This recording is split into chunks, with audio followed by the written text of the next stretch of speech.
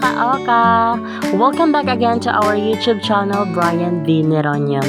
So for this video mga kaoka is wala tayong pasok. It's because holiday. Today is National Heroes Day. So ang gagawin natin ngayon mga kaoka is tutulong tayo sa ating parents. So ang gagawin natin is magluluto tayo ng gulay para ating iulam sa ating breakfast ngayon.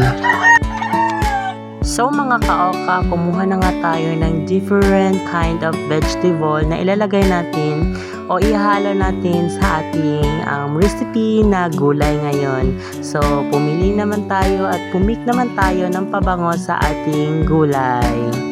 So ito na nga lahat ang nakuha natin mga gulay mga kaoka. A few moments later. So, niluto na nga natin ang ating recipe mga kaoka. Here's my recipe today mga kaoka. So, don't forget to subscribe to my YouTube channel and hit the notification bell para lagi kayong updated sa marami ko pang videos. See ya!